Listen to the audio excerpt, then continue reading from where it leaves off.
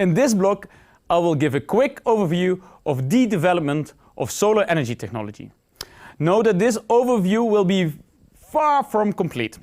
If you are interested in a more detailed overview, I advise you to search on the internet, where you will find many good historic overviews. As early as the 7th century before Christ, humans have used the first solar technology. They used magnifying glasses to make fire. Later, the Romans and Greeks used concentrating mirrors for the same purpose as well.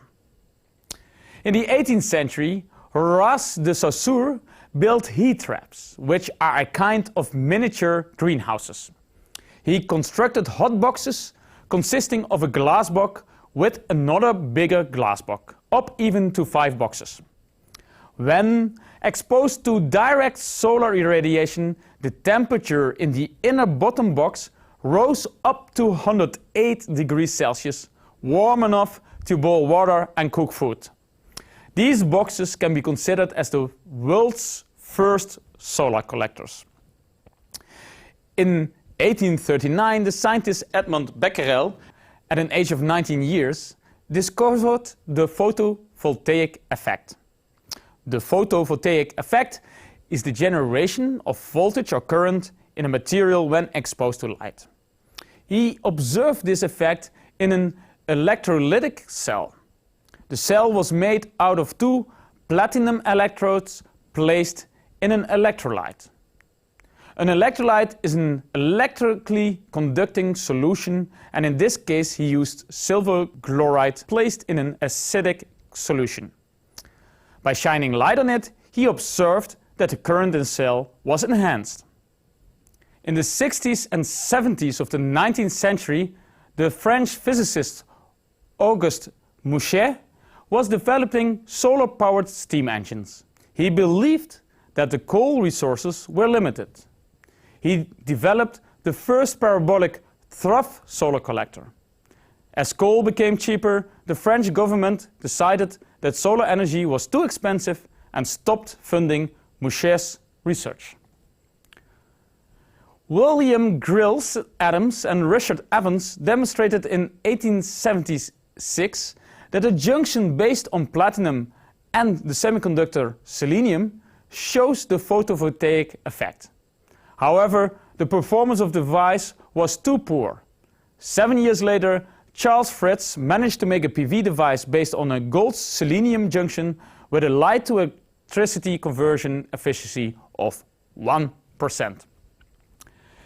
In 1887, Hertz discovered the photoelectric effect, which is the effect that some charged objects, when exposed to ultraviolet light, lose their charge faster. In 1905, Albert Einstein published a paper in which he explained the photoelectric effect with assuming that light energy is being carried with quantized packages of energy. Nowadays we call these packages photons, which we will discuss later this week in great detail. For this paper, Einstein received the Nobel Prize in 1921. In 1918, the Polish scientist Jan Czochalski developed a way to grow single crystalline silicon, a technique of great importance for the solar cell technologies based on crystalline silicon wafers, which has been developed in the second half of the 20th century. In week 4, we will come back to this processing method. In 1932, the photovoltaic effect was discovered in the 2,6 semiconductor material cadmium sulfide by Audobert and Stora.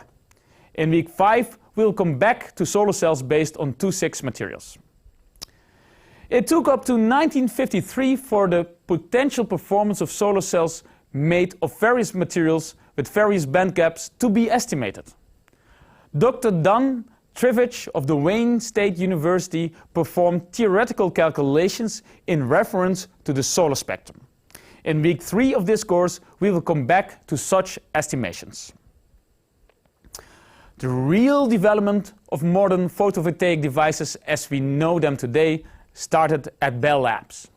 In 1954, Bell Telephone Laboratories produced a silicon solar cell with a light to electricity conversion efficiency of 4%, and they later achieved 11%.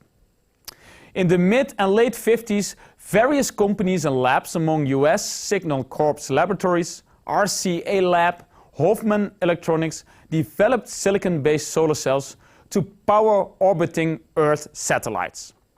From 1958 and in the 60s, the progress in PV technology was driven by the energy demand of space technology. Various satellites in the series Vanguard, Explorer and Sputnik were launched with PV-powered systems on board.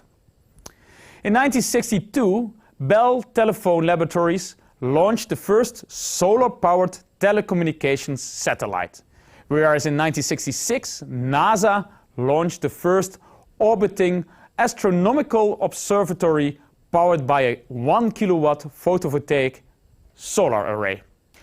In 1968, Professor Giovanni Francia built the first concentrated solar power plant near Genoa in Italy. The plant was able to produce 1 megawatt with superheated steam at 100 bars and 500 degrees Celsius. Note that these pictures do not reflect the plant in Italy. In 1970, in the Soviet Union, Zores Alferov develops the high-efficiency solar cell based on gallium arsenide heterojunction solar cells.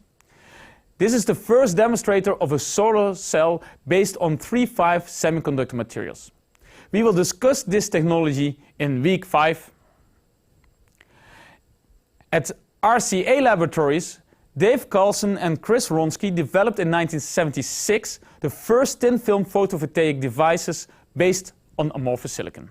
In 1978, in Japan, Sharp and Tokyo Electronic Application Laboratory bring the first solar-powered calculators on the market.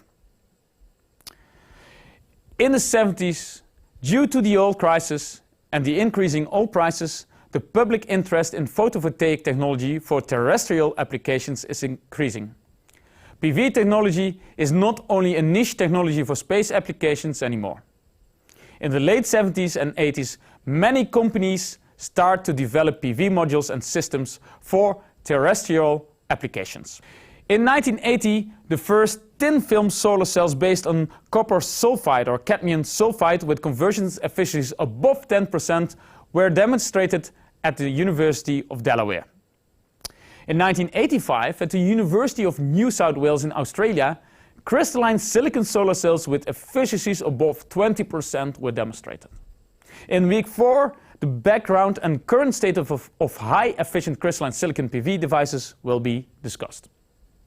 In 1984 up to 1991, the largest solar thermal energy generating facility in the world was built. These 9 solar plants built in the Mojave Desert in California have a combined capacity of 354 megawatts. In 1991, the first high-efficiency dye-sensitized solar cell was published by the École Polytechnique Fédérale Lausanne in Switzerland by Michael Gretzel and co-workers. The dye-sensitized solar cell is a kind of photoelectrochemical system in which a semiconductor material based on molecular sensitizers is placed between a photoanode and an electrolyte. We will discuss this technology in week 6. In 1994, NREL in the US developed the concentrator solar cells based on 3,5 semiconductor material. The cell, based on a gallium indium phosphide, gallium arsenide based 2-terminal concentrator solar cell, exceeded the 30% conversion limit.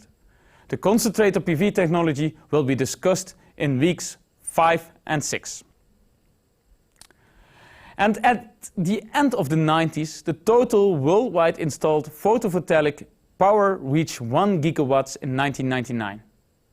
From 2000, solar energy entered the era in which environmental issues and economic issues renewed the public interest in solar energy.